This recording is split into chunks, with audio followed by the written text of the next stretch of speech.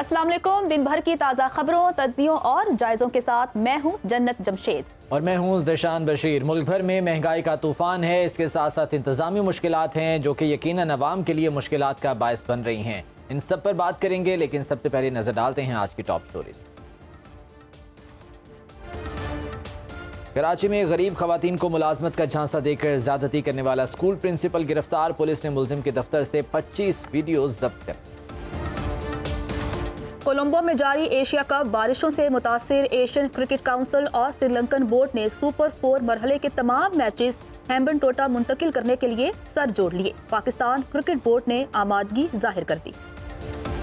LPG mafia सरगर्म। मुल्क भर में एलपीजी सरकारी कीमत 140 की बजाय ब्लैक में फरोख्त होने लगी। मलेरिया हुआ खतरनाक। सिंध में मलेरिया से मुतासरा मरीजों की तादाद 2.5 लाख से तजावुज कर गई। खैरपुर में जमीनें बंजर, काश्तकारों के एहतजाज के बावजूद कहीं कोई सुनवाई ना हो सकी।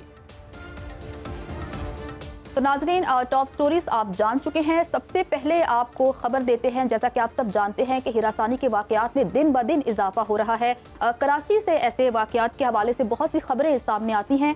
एक और खबर सामने आई है कि कराची के इलाके गुलशन हदीद में खवातीन से ज्यादती के इल्जाम में गिरफ्तार निजी स्कूल के प्रिंसिपल के खिलाफ मुकदमा दर्ज कर लिया गया है। मुलजिम स्कूल का मालिक और प्रिंसिपल है। पुलिस हुकाम के मुताबिक मुकदमे में टेलीग्राफ एक्ट और दीगर दफात शामिल की गई हैं और गिरफ्तार मुलजिम से तफ्तीश जारी है। पुलिस ने मुलजिम के दफ्तर से 25 वीडियोस भी जब्त कर ली हैं। पुलिस के मुताबिक अब तक 5 मुतासरा खवातीन की निशानदेही की गई है। मुतासरा खवातीन से भी मालूमात हासिल की जाएंगी। मुलजिम खवातीन को नौकरी का झांसा देकर ज्यादती का निशाना बनाता था। आईजी सिंध रिफत मुख्तार का कहना है कि गैर जानिबदार शफाफ इंक्वायरी यकीनी बनाकर केस को मंतकी अंजाम तक पहुंचाया जाएगा। इसी तमाम तर मामले पर बात करने के लिए कराची से हमारे नुमाइंदे शाहमीर खान हमारे साथ मौजूद हैं। उन्हें शामिल गुफ्तगू करते हैं। शाहमीर, बताइएगा कि आईजी सिंध तो इस हवाले से काफ़ी मुतहरिक हैं और उन्होंने कहा है कि इस तमाम तर मामले की शफाफ तहकीकात करवाई जाएंगी। कमेटी भी तश्कील दी गई है जो इस तमाम तर मामले की तहकीकात करेगी और तफ्तीश कहाँ तक पहुंची है? जी बिल्कुल। पुलिस ने इस वाक़े के हवाले से एक मखसूस तहकीकाती कमेटी भी कायम की है। साथ साथ जो है एक हेल्थ मिनिस्ट्री की जानिब से भी इस वाक़े का नोटिस लिया गया और इस कमेटी ने एक मुश्तरका टीम बनाने के बाद इस मुतल्लिका स्कूल को, निजी स्कूल को सील भी कर दिया है। जबकि तफ्तीश के लिए बताया जा रहा है कि जो भी मुतासरा खवातीन हैं जिनकी अब तक तादाद 40 से 45 के करीब आई है, उनसे भी राब्ता करने की कोशिश की जा रही है। और अब तक हमारे ज़राए ये बता रहे हैं कि एक खातून ऐसी हैं जिन्होंने पुलिस से राब्ता भी कर लिया है और अपनी शिकायत भी पुलिस को दर्ज करा दी है। तमाम पुलिस ने सरकार की मुद्दत में इस वाक़े का मुकदमा दर्ज किया था और अब बताया जा रहा है कि जो गिरफ्तार मुलजिम है उसका रिमांड भी हासिल कर लिया गया है। मज़ीद तफ्तीश भी की जा रही है। जबकि पुलिस ये कहती है कि जो भी दीगर मुलाजमीन हैं इस स्कूल के, उनके भी बयानात कलमबंद किए जाएंगे। पुलिस तो इस तमाम तर मामले की तहकीकात कर रही है। अगर हम शकील की बात करें जो कि टेक्नीशियन है, उसने एक बहुत बड़ा इंकशाफ किया है कि जिनसी इस्तेहसाल में पुलिस भी मुलव्विस है। तो ये क्या मामला है? पुलिस का क्या किरदार था? वो अब तक सामने नहीं आई है, लेकिन कोशिश ही की जा रही है कि उनसे किसी तरह राब्ता किया जा सके। साथ साथ मैं आपको बताता चलूँ कि ये जो मुलजिम है इरफान गफूर। जी ठीक है, शामीर हमारे साथ मौजूद हैं। तफसीलात भी जानेंगे। इसी बारे में बात करने के लिए हमारे साथ मौजूद हैं एसएसपी सिटी कराची शहला कुरैशी साहिबा। बहुत शुक्रिया शहला कुरैशी साहिबा आपके वक्त का। ये फरमाएगा कि ये जो गुलशन हदीद वाक़े का, ये हरासानी का वाक़या है, मुबैना तौर पर ज़्यादती का निशाना बनाया गया, प्रिंसिपल को हिरासत में लिया गया है, मज़ीद कार्रवाई क्या की जा रही है इस सिलसिले में? अब देखिए, जो भी हैरेसमेंट के इस तरह के केसेस होते हैं, इसके ऊपर पुलिस की क्लियर कट पॉलिसीज है और ये एक कॉग्निजेबल ऑफेंस है। इस तरह से किसी को भी हरास नहीं करना चाहिए और अगर उन्होंने किया है तो ये कॉग्निजेबल ऑफेंस है और इस पे जो है वो कानूनी कार्रवाई बनती है। और वो सिंध पुलिस के अंदर काफ़ी सारे इक़दाम इस हवाले से लिए गए हैं, जिसके अंदर वुमेन हेल्प डेस्क का क़याम और हैरेसमेंट के इस तरह के वाक़यात को फिल जो है वो हल किया जाता है। और इस केस के बारे में एग्जैक्टली अभी जो लोकल पुलिस स्टेशन है वो उसके ऊपर डेफिनेटली तहकीकात कर रहे हैं और फर्दर एविडेंसेस कलेक्ट करने के बाद ही इसके अच्छा शैला साहिबा, खुशाइंद है कि इस सिलसिले में जो है वो फौरी एक्शन भी लिया जाता है, लेकिन अलमिया ये है कि कुछ बाअसर शख्सियात के मुलव्विस होने पर या जो है वो कुछ ऐसा प्रेशर आता है जिसके बायस मुल्जिमान बरी हो जाते हैं, उनके खिलाफ कार्रवाई मजीद नहीं चल पाती, तो इस सिलसिले में अब पुलिस अपना किरदार कैसे बेहतर कर सकती है? देखिए, अगर एविडेंसेस स्ट्रांग हो तो कन्विक्शन डेफिनेटली होती है। जहाँ पर मुख्तलिफ केसेस के अंदर हमने देखा है कि शवाहिद या तो सही तौर पे कलेक्ट नहीं किए जाते, या अगर होते हैं उसमें अगर आप कह रहे हैं कि इन्फ्लुएंस किया जाता है तो समटाइम्स इन्फ्लुएंस की सिचुएशंस में भी, लेकिन अगर विटनेसेस मौजूद हैं तो उसके लिए सिंध में women protection act, witness protection act जो है वो मौजूद है, वो इन कैमरा ट्रायल भी हो सकता है। अगर किसी के पास कोई कंक्रीट एविडेंस है तो वो जरूर उसको शेयर करे, वो मोबाइल के जरिए भी, ऑनलाइन स्काइप पे वीडियो कॉन्फ्रेंस कॉल करके भी जो है वो नोट करा सकता है ड्यूरिंग ट्रायल। लेकिन नॉर्मली लोगों के अंदर रिलक्टेंसी पाई जाती है, वो एविडेंस को छुपाते हैं या फिर वो बर वक्त पेश नहीं हो पाते। लेकिन अगर पुलिस को इस तरह के नताइज मिलते हैं तो हमारे पास एविडेंस तो छुपाए जाते हैं, लेकिन इसके साथ साथ जो मुतासरा फरीक होता है उसको भी तो डराया धमकाया जाता है, वहां पर भी क्या पुलिस प्रोटेक्शन नहीं दे सकती उन्हें? डेफिनेटली पुलिस प्रोटेक्शन देती है, और ये पुलिस की अवलीन जिम्मेदारी है कि ना सिर्फ सर्वाइवर को जो है वो प्रोवाइड किया जाए, बल्कि प्रोटेक्शन विटनेस को भी प्रोवाइड किया जाए। इस हवाले से सिंध में कानून मौजूद है, विटनेस प्रोटेक्शन एक्ट, जिसके अंदर जो है वो विक्टिम प्लस विटनेसेस को एविडेंस प्रोवाइड करने वालों को भी पुलिस का काम है उनको जो है वो प्रोवाइड करे। इसके अलावा हमने गार्डन हेडक्वार्टर के साथ ही पुलिस की वहाँ पर एक हमने इन कैमरा ट्रायल का वो बनाया है। जो लोग नहीं जा सकते अदालत में, उनको खास तौर पर प्रोटेक्शन दी जाती है, वो वहाँ आके अपना बायोमेट्रिक करवा के और एविडेंस रिकॉर्ड करवा सकते हैं। चलिए, ये बहुत अच्छी बात है। अच्छा शहला साहिबा, बताइएगा कि अगर हम इस प्रिंसिपल की बात करें और इस पर जो मुकदमा है उसकी बात करें तो टेलीग्राफ एक्ट और दीगर दफात शामिल की गई हैं।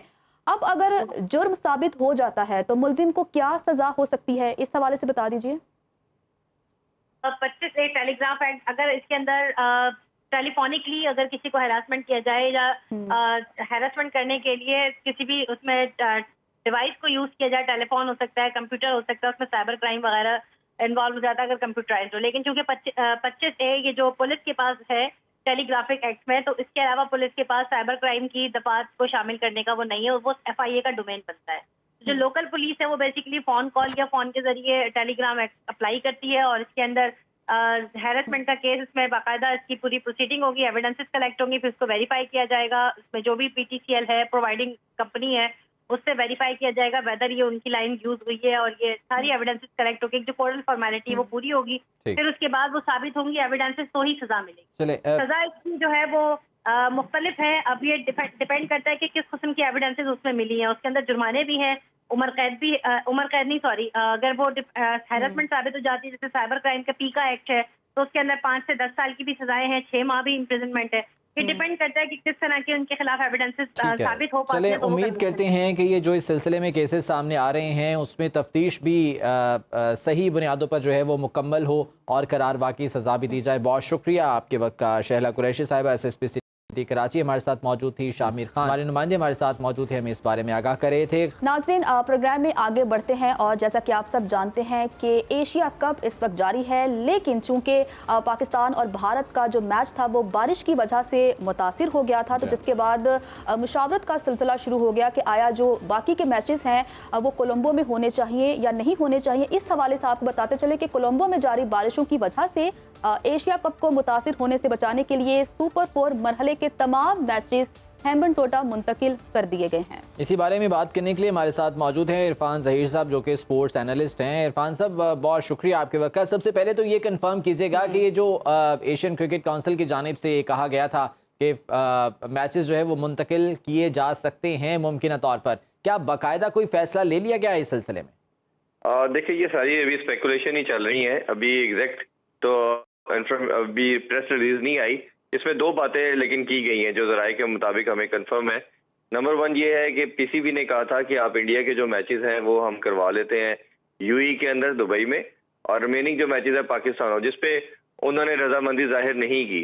दूसरी, फिर ओबियसली PCB का भी यही स्टांस था, ACC का भी था कि इतना बड़ा इवेंट है और ब्रॉडकास्टर का सबसे ज्यादा प्रेशर था। उनको जो करोड़ों अरबों का नुकसान हुआ पाकिस्तान इंडिया के मैच के अंदर, क्योंकि मैच आपको मालूम है कंप्लीट नहीं हो सका, उसका बहुत बड़ा लॉस हुआ सबको। तो उनका प्रेशर था कि ऑब्वियसली वेन्यू चेंज करें, कुछ ऐसा जरूर करें, क्योंकि कोलंबो में पूरे वीक बारिश की प्रेडिक्शन है। तो उसके अभी ज़राए के मुताबिक लेटेस्ट अपडेट यही है कि हम टोटा में शिफ्ट किए जाएंगे सुपर 4 के जो रिमेनिंग मैचेस हैं, ताकि क्योंकि वेदर उधर क्लियर है, ड्राई वेदर होता है, ओबियसली इंफ्रास्ट्रक्चर का थोड़ा सा मसाइल है।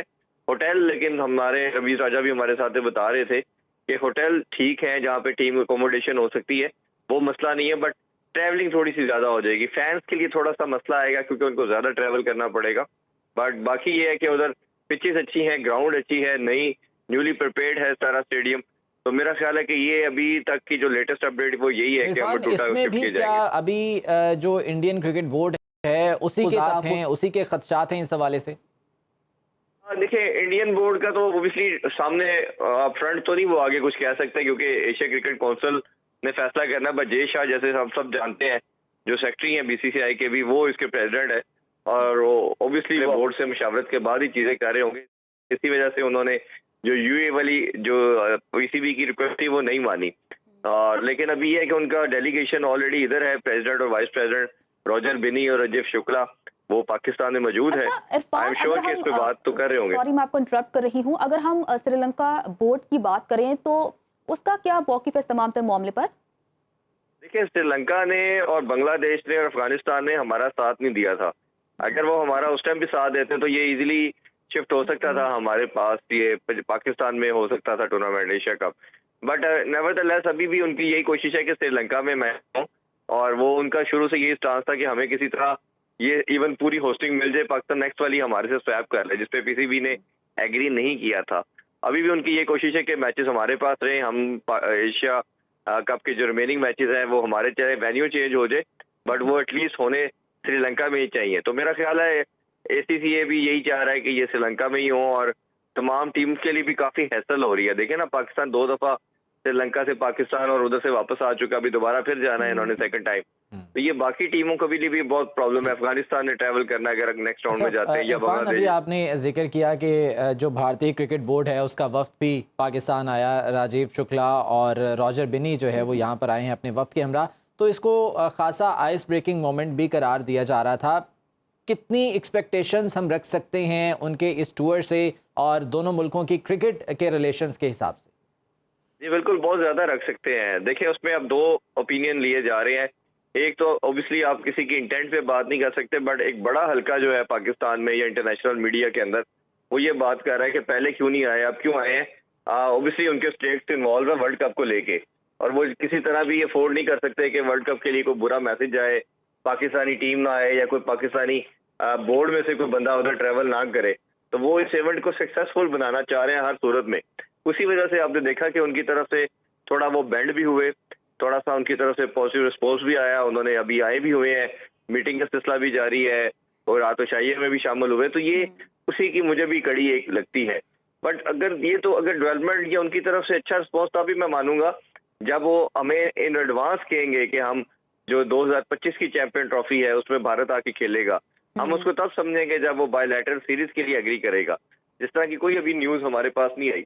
तो ये मेरे ख्याल है सारी चीजें बहुत मैटर करती हैं और ये देखना पड़ेगा कि वो इन चीज़ों पे क्या रिस्पॉन्स देते चलिए, हैं। उम्मीद करते हैं कि ये रिलेशन जो है वो बेहतर होंगे। अच्छा, एशिया कप के मैचेस के हवाले से स्पेसिफिकली आपसे जो है वो तज्जिया लेना चाहेंगे। पाकिस्तान और भारत की टीमें सुपर 4 के लिए क्वालिफाई कर चुकी हैं और बाकी टीमों का देखना ये है कि किससे मैच होता है। क्या प्रेडिक्शंस हैं इस हवाले से सुपर 4 मरहले के लिए, और क्या पाकिस्तान और भारत एक बार फिर से आमने सामने हो सकते हैं फाइनल में?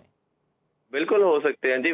मेरा ख्याल है कि जिस तरह पाकिस्तान ओडीआई के अंदर बात करें तो नंबर 1 साइड है, भारत नंबर 3 पे खड़ी है, तो ये दोनों बहुत स्ट्रॉन्ग साइड है। पहला मैच भी बहुत जबरदस्त हुआ, मेरा ख्याल है कंप्लीट होता तो शायद हमें नेल बाइटर किस्म का मैच देखने को मिलता, बट अनफॉर्चुनेटली बारिश हो गई और रिमेनिंग मैच जो था वो कंप्लीट नहीं हो सका। आगे 10 को फिर दोबारा संडे को मैच है दोनों टीम का। आई एम श्योर कि बड़ा तगड़ा अच्छा हेल्दी कंपटीशन होगा। और अभी भी प्रेडिक्शन मेरी अपनी भी यही ख्वाहिश भी है और मुझे लग भी यही रहा है, 90% पॉसिबिलिटी यही है कि ये दोनों टीमें फाइनल में आएंगी। और मेरा ख्याल है कि वर्ल्ड कप से पहले अगर दोनों टीमों के इस तरह मुकाबले होते हैं और एक अच्छा शायकीन को, व्यूअर्स को देखने को मिलता, तो ये बहुत अच्छा साइन है। हमें थोड़ा सा पल्ला हमारा भारी है, हमारी टीम ज्यादा स्ट्रांग और बैलेंस नजर आ रही है। 2-4 साल से हम देख रहे हैं कि हम अच्छी क्रिकेट खेल रहे हैं, और खास तौर पे ओडीआई की बात करें तो पाकिस्तान इसमें बहुत बेहतर परफॉर्म कर रहा है, और हमारी जो टीम परफॉर्मेंस और जो तमाम कम्बिनेशन है मेरी नज़र में भारत से बहुत बेहतर है। बिल्कुल, तो मेरा ख्याल पाकिस्तान है की कि हमारे पास परफॉर्मेंस ज़्यादा अभी तक मार्जिन है। एशिया कप में बहुत अच्छी जा रही है, नजर ना लगे इसलिए हमें कह देना चाहिए कि माशाल्लाह माशाल्लाह। इरफान ज़हीर हमारे साथ मौजूद है। इरफान, आपका बहुत शुक्रिया। यहाँ पर एक ब्रेक लेते हैं, हमारे साथ रहिए। ब्रेक के बाद आपको वेलकम कहते हैं। नाजरीन, ओगरा की जानिब से एलपीजी की कीमतों में भी फी किलो 38 रुपए 97 पैसे इजाफे के बाद महंगाई से अवाम की मुश्किलात बढ़ गई हैं। दूसरी जानिब मुल्क भर में शहरियों को खाना पकाने के लिए गैस का हुसूल सिर्फ खाने के औकात में ही मुयसर आता है, जबकि बड़े शहरों में गैस की गैर एलानिया लोड शेडिंग का सिलसिला जारी है। सार्फिन अब एलपीजी गैस और लकड़ियां इस्तेमाल करने पर मजबूर हैं। जबकि हुकूमत ने एलपीजी की कीमत में भी फी किलो 39 रुपए का इजाफा कर दिया है, जिसके बाद एलपीजी की कीमत 240 रुपए फी किलो हो गई है। मगर मार्केट में सरकारी कीमत पर भी एलपीजी मैसर नहीं है। गैस माफिया मुख्तलिफ शहरों में एलपीजी मनमानी कीमतों पर फरोख्त कर रहा है। मुख्तलिफ शहरों से हमारे नुमाइंदगान हमारे साथ मौजूद हैं, उनसे तफसीलात जान लेते हैं। फैसलाबाद की सबसे पहले बात करते हैं, जहाँ सरकारी निर्ख 240 रुपए फी किलो है, लेकिन 270 रुपए फी किलो में एलपीजी फरोख्त की जा रही है। मोहम्मद अमनान हमारे साथ हैं। अमनान, क्या रेट्स हैं यहाँ पर एलपीजी के इस वक्त?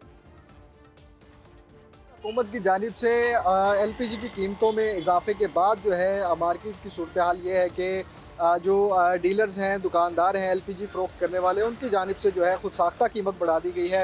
हुकूमत की जानिब से 38 रुपये इजाफा किया गया था, जबकि मार्केट में जो है एलपीजी फ़ी किलो जो है 270 रुपये के हिसाब से जो है फ़रोख्त की जा रही है। दुकानदारों से हमारी बात हुई तो उनका ये कहना था कि जो डीलर्स हैं उनकी जानिब से एलपीजी की फ़रोख्त जो है रोक दी गई है। अगर कुछ मार्केट में दुकानदारों के पास एलपीजी पड़ी भी है तो उसे जो है ब्लैक में फ़रोख्त किया जा रहा है। दूसरी जानिब अगर बात की जाए एलपीजी की कीमतें बढ़ने से जो रिक्शा ड्राइवर्स हैं उनकी मुश्किलात में भी काफ़ी इजाफा हो गया है। रिक्शे के किरायों में इजाफा करना पड़ा है। शहरियों के इस हवाले से कहना था कि हुकूमत के दावे जो हैं वो हवा होते दिखाई दे रहे हैं। किसी किस्म का रिलीफ जो है आम शहरी को नहीं दिया जा रहा। एलपीजी की कीमतें बढ़ने से मुश्किलात जो हैं मज़ीद बढ़ गई हैं। जी, तो मोहम्मद अमनान हमें फैसलाबाद की सूरत हाल के हवाले से आगाह कर रहे थे। अगर हम मुल्तान की बात करें तो मुल्तान में भी वैसी ही सूरत हाल है। इसी पर ही बात करते हैं अपने नुमाइंदे ज़ुहैब बुखारी से। जी ज़ुहैब।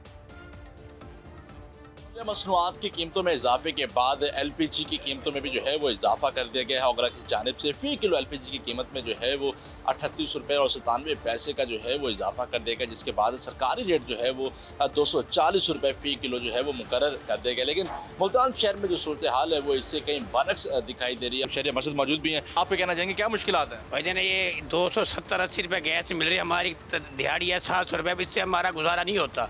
हुकूमत को क्या हमारी इसका नाम है एलपीजी का रेट कम करें, मेहरबानी। का आटा महंगा, चीनी महंगी, घी महंगा, बताओ हम क्या चीज़ करें? बच्चों को अब क्या खिलाएं? हम मुझे ये बताएं।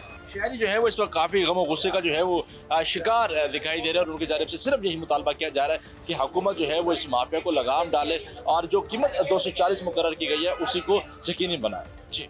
और पेशावर की बात करें तो यहाँ भी पेट्रोलियम मसनूआत की कीमतों में इजाफा होते ही एलपीजी की कीमतों को पर लग गए हैं। 240 रुपये फ़ी किलो सरकारी कीमत के बावजूद शहर में एलपीजी ब्लैक में फ़रोख्त की जा रही है। पेशावर में क्या सूरत हाल है, जानेंगे अपने नुमाइंदे फैज़ान हुसैन से। फैज़ान, बताइएगा इस बारे में। जैसे ही पेट्रोलियम मसनूआत की कीमतों में इजाफा हुआ, वहीं अशिया खुर्दनोश की कीमतों में भी इजाफा देखने को मिला है।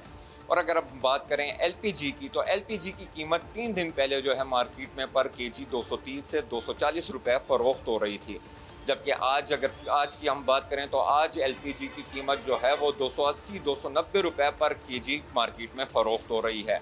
आम सारिफ जो है रोज़ बरोज़ बढ़ती हुई महंगाई से काफ़ी परेशान हैं और जिन लोगों के घर गैस नहीं है और वो एलपीजी यूज़ करते हैं वो भी ज़्यादा परेशान हो गए हैं, क्योंकि दिन ब दिन हर चीज़ की कीमतों में जो है वो इजाफा देखने को आ रहा है। और आज मार्केट में 40 रुपये जो है वो एलपीजी भी महंगी हो गई है।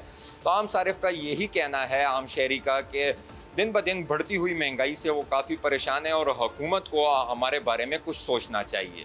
जी बिल्कुल, फैज़ान हुसैन हमें पेशावर के हवाले से बता रहे थे कि वहाँ के अवाम कहते हैं कि हुकूमत को अब अवाम के बारे में कुछ सोचना चाहिए। अवाम का मज़ीद क्या कहना है, आइए वो सुनते हैं। किधर से कमाएंगे? भूखे मर रहे हैं, शाम को दूध के पैसे नहीं होते। या तो इन हुक्मरानों को मार दे या अपने आप को मार ले। फिर कभी पेट्रोल बढ़ा रहे हैं, कभी गैस बढ़ा रहे हैं, हमारे किराए वहीं पे खड़े हैं। जहाँ हम 1000 रुपया कमाते थे वहाँ 500 रुपया कमाते हैं। जिसका मकान किराए का है वो तो जीते जी मर गया। गवर्नमेंटें आई हैं, उन्होंने हमेशा अपना मफाद सोचा है, गरीब के लिए किसी ने आवाज नहीं उठाई। गरीब आदमी जनाब बेबस हो चुका है। एलपीजी की कीमत इतनी हाई हो गई है कि गरीब आदमी खाने पकाने से भी तंग है। इधर गैस डलवाओ, चक्कर लगाओ, गैस डलवाओ, जेब में खाली, बचत कुछ नहीं होती। बच्चों को कैसे कमा के खिलाए, गैस पर आए या रक्षा किराए भी नहीं भरती सवारी। इस हुकूमत ने तो हमारा बेड़ा गर्क कर दिया हुआ है। रक्षों के ठेके पूरे नहीं होते, 280 रुपए किलो डलवा रहे हैं, सवारी लड़ती है हमारे साथ। आप इतना किराया ज्यादा क्यों कर रहे हो? बेरोजगार एक साहब के हो गए हैं, महंगाई इतनी हो गया कि घर के खर्चे उठाने बहुत मुश्किल हो गए हैं। तो अवाम का रद्दमल आपने जाना, एक ही दुहाई वो कर रहे हैं कि खुदारा महंगाई को कम करें और हुकूमत से मुतालबा कर रहे हैं। इसी तमाम तर मामले पर बात करने के लिए हमारे साथ मौजूद हैं इरफान खोकर साहब, जो कि चेयरमैन एलपीजी इंडस्ट्रीज एसोसिएशन है। इरफान साहब, बहुत शुक्रिया वक्त देने के लिए। इरफान साहब, जैसा कि आप जानते हैं कि एलपीजी की कीमतों में इजाफा कर दिया गया है, 38 रुपए 97 पैसे इजाफा किया गया है, क्या कहेंगे आप इस बारे में? जी, बहुत अफसोस की खबर है और इसलिए इतनी कीमत बढ़ जाना इस वक्त लोगों की गुफ्त खरीद से बिल्कुल एलपीजी बाहर हो चुकी है। और ये तो एक सरकारी कीमत में इजाफा है, उसके बाद जो एलपीजी गैस माफिया ने इजाफा किया, आप अंदाजा करें कि 240 रुपए जो एक सरकारी कीमत है मुल्क भर में किसी जगह भी दस्तियाब न है। आप देखें कि किसी जगह 280 रुपए है, किसी जगह 300 रुपए भी क्रॉस कर चुकी है। हुकूमत नाम की किसी जगह रिट नहीं है, अवाम बेयारो मददगार हैं, किसको पकारें, कहाँ जाएं? तो खोकर साहब, एक तरफ हुकूमत एलपीजी की कीमतों में इजाफा कर रही है, तो हुकूमत इतना तो कर सकती है आवाम के लिए कि ये जो एलपीजी माफिया है इसको कंट्रोल कर ले, इसका कोई सद्देबाब करे। बेलगाम है, बेलगाम घोड़े की तरह है मसला। अब सरकारी जो कंपनी है एसएचजीसी है, वो भी समय से बालातर है, वो किस कंट्रोल में है? सरकारी कंपनी लूट मार में सरफरिस्त इस पर है। एक ही टर्मिनल इम्पोर्ट का उनके पास सरकारी टर्मिनल सिर्फ एक ही है। मैं तो यहाँ तक मैंने मुतालबा हुकूमत से किया कि हुकूमत सारे सिस्टम को अपने कंट्रोल में ले ले, ताकि आवाम को एक ही चीज देखें, घर में सुई गैस आती नहीं है। हालात ये हैं, लोग मजबूरी से एलपीजी इस्तेमाल करेंगे और आने वाले वक्त में जब सर्दियाँ आ रही हैं तो आपको सुई गैस बिल्कुल घर में मैसर नहीं होगी और तमाम लोग एलपीजी पे। अगर देखिए इस वक्त 4000 के करीब सिलेंडर की कीमत पहुंच गई है, तो आप 2 सिलेंडर इस्तेमाल 8000 की तो सिर्फ गैस ही गैस इस्तेमाल घर में आ गई। 8000 रुपये का आपको किचन का ये एक्स्ट्रा खर्चा है। और सुई गैस का बिल आप जब आती थी वो 200, 500, 600, 800 हज़ार रुपये तक था, तो लोग कहाँ जाएं? लोग तो इरफान साहब, आप भी हुकूमत से मुतालबा कर रहे हैं। गुज़िश्ता प्रोग्राम में जिस तरह से आपने बात की थी कि ये मामला लेकर आप अदालत भी गए थे, अदालत के भी जो है वो ऑर्डर्स मौजूद हैं, इसके बावजूद ये तमाम तर सूरत हाल है, तो ये स्टेक होल्डर्स आखिर एक पेज पर क्यों नहीं आ रहे? क्या आपस के इख्तलाफात हैं? अदालत के हुक्म के बाद ओगरा का 5-6 सफात में मुश्तमिल एक ऑर्डर के इम्पोर्ट लोकल की एक कीमत है, या आप अंदाजा करें कि वो कीमत मुल्क भर में किसी जगह दस्तियाब भी नहीं है। स्टेक होल्डर का एक जगह होना, इस वक्त मैं एक और बात करूँ, हजारों एलपीजी शॉपकीपर जो है वो जेल जा चुके हैं, हजारों शॉपकीपर जुर्माने, कोई एक ताकतवर बंदे का लाइसेंस कैंसिल नहीं हुआ। 281 कंपनियां इस वक्त मार्केट में काम कर रही हैं। इरफान साहब, वक्त की किल्लत है हमारे पास, बहुत शुक्रिया आपके वक्त का। इरफान खोकर साहब, चेयरमैन एलपीजी डिस्ट्रीब्यूटर्स एसोसिएशन हमारे साथ और बता रहे थे कि आखिर क्या वजूहात हैं कि एलपीजी दिन ब दिन महंगी होती चली जा रही है। यहाँ वक्त हुआ है ब्रेक का। ब्रेक के बाद जब वापस आएंगे तो बात करेंगे कि सिंध भर में मलेरिया के केसेस में खतरनाक हद तक इजाफा हो गया है, लेकिन एक ब्रेक के बाद। ब्रेक के बाद आपको वेलकम कहते हैं। सिंध भर में मलेरिया के केसेस में खतरनाक हद तक इजाफा हो गया है। रवा साल सूबे में मलेरिया से 2,69,596 केसेस रिपोर्ट हुए हैं। महकमा सेहत सिंध के मुताबिक हैदराबाद डिवीजन में जनवरी तक अगस्त 1,32,441 केसेस रिपोर्ट हुए हैं। इसी बारे में बात करने के लिए हमारे साथ मौजूद हैं डॉक्टर कैसर सज्जाद साहब। बहुत शुक्रिया डॉक्टर साहब आपके वक्त का। ही फरमाइएगा, क्या वजूहात है मलेरिया के केसेस में दिन ब दिन इजाफा होता चला जा रहा है और क्या इस सिलसिले में प्रिकॉशंस होने चाहिए? बिस्मिल्लाहिर्रहमानिर्रहीम, बहुत शुक्रिया आपका। देखिए, ये एक बहुत पुराना मसला है, हेल्थ इशू है हमारा, और हमें नहीं समझ में आता कि इसके ऊपर काम क्यों नहीं होता। इसका सिंपल सी बात है कि ये जो गंदगी है उसमें ये मच्छर पैदा होता है मलेरिया का, और साफ पानी में जो मच्छर होता है वो डेंगू का वायरस लेके घूमता है, वो डेंगू प्रोड्यूस करता है, वो डेंगू का मर्ज जो है वो फैलाता है। तो मलेरिया की अगर आप बात करें तो मलेरिया जो है ये तो जहाँ जहाँ गंदगी है वहाँ मलेरिया पैदा होता रहेगा, और हमें चाहिए कि जहाँ गंदगी है उस जगह को साफ सुथरा रखें, जिन जिन इलाकों के अंदर गंदगी है उनको साफ सुथरा रखें। अब ये बहुत अरसे से हम पाकिस्तान मेडिकल एसोसिएशन इस पे सेमिनार भी करते रहे हैं, पब्लिक अवेयरनेस भी करते रहे हैं, हुकूमत को भी बताते रहे हैं कि जी मलेरिया का प्रॉपर खात्मा होना चाहिए, मच्छर का प्रॉपर खात्मा होना चाहिए।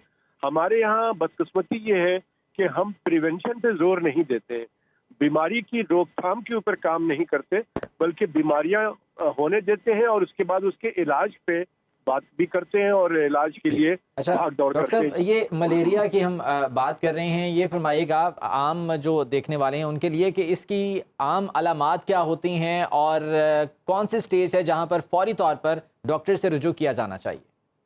देखिए, मैं इस चीज़ के बारे में बहुत ज़्यादा तो नहीं, क्योंकि मैं इन्फेक्शियस डिजीज़ के जो डॉक्टर्स होते हैं वो इसके बारे में बहुत अच्छा बता सकते हैं, लेकिन एक आम आदमी के लिए समझने के लिए कि अगर बुखार है और उसके साथ उनको बहुत सर्दी लग रही है और अगर सिम्टोमेटिक ट्रीटमेंट करते हैं, जैसे पैरासीटामोल की गोली लोग खाते हैं और कहते हैं जी ठीक हो गया, थोड़ी देर के लिए फिर बुखार चढ़ गया, तो मैं सिर्फ लोगों को ये बताना चाहता हूँ कि एक तो बुखार में सेल्फ मेडिकेशन ना करें, अपनी मर्जी से कोई दवा ना लें। एक दिन के लिए अगर आपने कोई पैरासीटामोल वगैरह ले लिया तो ठीक है, लेकिन 2 दिन अगर ये बुखार चलता है और सर्दी लगती है तो मोस्ट प्रोबेबली हो सकता है कि आपको कोई वायरल इन्फेक्शन हुआ है या मॉस्किटो ने काटा है, मच्छर ने काटा है। तो इसके लिए क्लियर कट टेस्ट होता है, टेस्ट कराया जाता है। तो बेहतर ये रहेगा कि अगर किसी को बुखार 2 दिन 3 दिन रहता है तो घर पे इलाज नहीं, डॉक्टर से, इस शोबे के डॉक्टर से, लाइक फिजिशियन है और जनरल फिजिशियन जो आपके घरों के करीब होते हैं, और जो फिजिशियन है जो स्पेशलिस्ट है इस चीज के, उनको भी दिखाया जा सकता है। तो वो टेस्ट करा के कंफर्म कर लेते हैं कि ये मलेरिया है। और मलेरिया का इलाज बहुत जरूरी है, उसको कराना। हाँ, बिल्कुल बहुत जरूरी इलाज है, वरना ये जानलेवा मर्ज जो है वो हो सकता है। बहुत शुक्रिया आपके वक्त डॉक्टर कैसर सज्जाद साहब हमारे साथ और मलेरिया केसेस के हवाले से वो डिस्कस कर रहे थे। नाज़रीन, आगे बढ़ते हैं और अब आपको बताते हैं कि ओकाड़ा यूनिवर्सिटी में 1 करोड़ रुपए से ज़ायद फीसों की मद में करप्शन के बड़े स्कैंडल का इंकशाफ हुआ है। फ्रॉड में मुलव्विस मरकजी मुल्जिम ट्रेजरी असिस्टेंट शाहिद हुसैन और उनके दीगर 4 साथी मुलाजमीन ने इख्तियार आला की जाली मोहरें बना रखी थी, जबकि मुल्जिमान ने जाली मोहरें और दस्तखत करके यूनिवर्सिटी के तालिब इल्मों से फीसें बटोरी थी। इसी बारे में जो है वो बात करने के लिए हमारे साथ मौजूद हैं फुरकान अहमद, जो कि सुनो न्यूज़ के नुमाइंदा हैं, उनसे तफसीलात जानेंगे। मोहम्मद शर्जील भी हमारे साथ हैं, जो कि तर्जुमान है यूनिवर्सिटी ऑफ ओकाड़ा के। आप दोनों को खुशामदीद कहते हैं। फुरकान, सबसे पहले तो ये कहा कि ये जो ज़ायद फीसों की मद में करप्शन के स्कैंडल का इंकशाफ हुआ है, क्या हक़ाइक़ इसमें अब तक सामने आए हैं और कौन कौन से ऐसे नाम हैं जो कि सामने आ रहे हैं? ओकाड़ा यूनिवर्सिटी में स्टूडेंट्स की फीसों में 1 करोड़ रुपए से जायद का फ्रॉड सामने आ गया। यूनिवर्सिटी ज़राए के मुताबिक इंचार्ज सेफ्ट सेक्शन की जानिब से दरख्वास्त दी गई कि मेरा असिस्टेंट अपने साथियों के साथ मिलकर यूनिवर्सिटी ऑफ ओकाड़ा के स्टूडेंट की फीसों का फ्रॉड कर रहा है, जिस पर vice chancellor university of Okara की जानिब से वाक़े पर इंक्वायरी कमेटी बनाई गई थी, जिसमें साबित हुआ कि फीसों में फ्रॉड करने में मरकजी करदार असिस्टेंट ट्रेजर शाहिद हुसैन शामिल है। इंक्वायरी कमेटी की जानिब से शाहिद हुसैन के साथ मुलव्वस दीगर 4 अफराद से भी तहकीकात की गई, जिसमें असिस्टेंट शाहिद हुसैन के 4 दीगर साथियों जिनमें शाहिद अब्बास, मोहम्मद मुदीन अली, अनीस अहमद मुलव्विस से पाए गए। वाक़े में मुलव्विस मुलाजमीन की जानिब से इख्तियार आला की जाली दस्तखत से यूनिवर्सिटी ऑफ ओकाड़ा अच्छा, इनके खिलाफ अब कार्रवाई क्या हुई है, ये मोहम्मद शर्जील साहब से जान लेते हैं। शर्जील, ये बताइएगा कि ये शाहिद हुसैन जो असिस्टेंट ट्रेजरी ऑफिसर बताया जा रहा है, मरकजी मुल्जिम, इसके साथ दीगर 4 अफराद मुलव्विस थे, तहकीकात क्या हुई हैं अब तक इनके खिलाफ और क्या शवाहिद सामने आए हैं? Thank you very much. इस पे ऐसे है कि पहले तो मैं थोड़ी सी इस पे क्लियर कर दूं कि ये असिस्टेंट ट्रेजरी ऑफिसर नहीं था, ये हमारे डेली वेजेस मुलाजमीन थे। ये 5 लोग जो इस पे मुलव्वस थे, ये डेली वेजेस मुलाजमीन थे। क्लरिकल स्टाफ था हमारा, जो सपोर्ट स्टाफ होता है ऑफिस में। अच्छा, तो ये जो जाली मोहरें हैं ये डेली वेजेस मुलाजमीन ने बनाई हुई थी? जी बिल्कुल, ये उन्होंने जो है वो टेम्परिंग की हुई थी चीज़ों के साथ, स्टैंप्स थी और सिग्नेचर थे जो वाइस चांसलर के उनके साथ, और वो कर रहे थे। और इसमें हमने जैसे ही, और ये इसमें सबसे इम्पोर्टेंट पॉइंट जो है वो ये है कि इस इंसिडेंट को यूनिवर्सिटी इंतजामिया ने खुद हाईलाइट किया। मतलब ये कहीं बाहर से किसी थर्ड पार्टी इन्वेस्टिगेशन से पता नहीं चला, बल्कि यूनिवर्सिटी इंतजामिया को जब जैसे ही इंफॉर्मेशन मिली। तो शर्जील साहब, किस तरह से पता चला, आपके नोटिस में ये बात कब आई? काफ़ी सारे स्टूडेंट्स जो थे, ऑलमोस्ट जो अभी हमारी इनिशियल इंक्वायरी हुई है उसमें 291 स्टूडेंट्स की फी जो है वो इन्होंने उनके साथ टैंपरिंग की है। तो वो जब हमारे पास हेड ऑफ डिपार्टमेंट के पास बच्चे फी चालान लेके जाते थे, जो सबमिटेड चालान होता था, उसमें जब किसी की फीस फॉर एग्जांपल 25,000 है तो वो चालान अगर 2,000 का जा रहा है तो वो दैट इज समथिंग सस्पिशियस। तो इस सूरत हाल में जब 4-5 केसेस सामने आए और वो रिपोर्ट हुए एडमिनिस्ट्रेशन को, तो फिर हमने उस पर फौरी इंक्वायरी कमेटी कॉन्स्टिट्यूट की। इंक्वायरी कमेटी ने वो सारा डेटा जो सॉफ्टवेयर है हमारा फी का और रिसीट सेक्शन का, उस सॉफ्टवेयर के थ्रू सारा डेटा रिट्रीव किया तो पता चला कि ये सारा चल रहा है यहाँ पे। ठीक है, और कब से ये मामलात चल रहे थे इस तरह से?